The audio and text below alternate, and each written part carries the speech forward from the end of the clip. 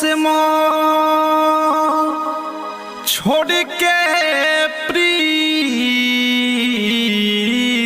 विभोर बिरहीन बन के बिरह में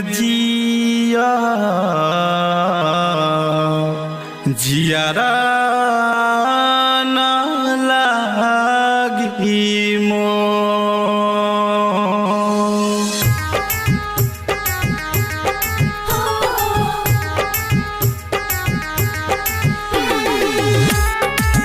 इलाका किसी का हो धमाका चंदन प्रेमी का होगा। Music by Mantu Manish.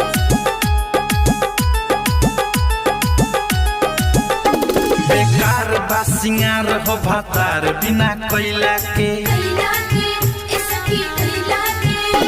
बेकार बा सिंगार हो भातार बिना कोयला के हाथवा में चूड़ी माथे बिंदिया सजैला के उठवा में लाली कान में बाली लगैला के बेकार बा सिंगार हो भातार बिना कोयला के बेकार बा सिंगार हो भातार बिना कोयला के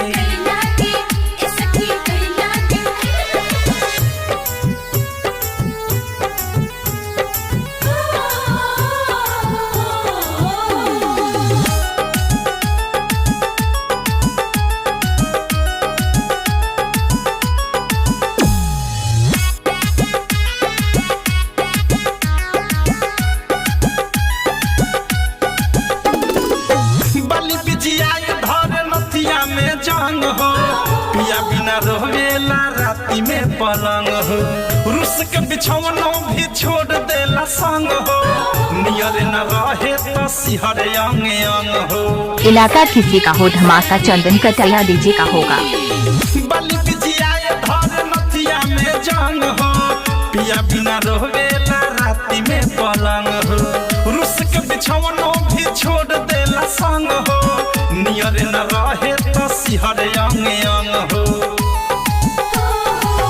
लाके बेकार खाना भर थारी खैला के देहे में धा हमारे जैसे आग छैला के बेकार बा सिंगार हो भातार बिना कोयला के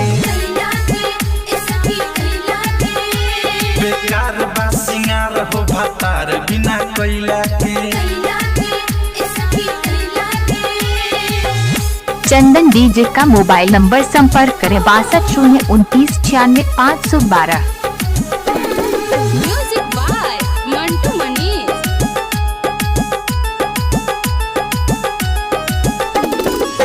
कजरा भी अखिया के पजरा न रहे भोरा वाले लोरावा संगे रो रो के बहे रुई के तकिया रोज पिया पिया कहे बिरही सब बिरह के भार नाही सहे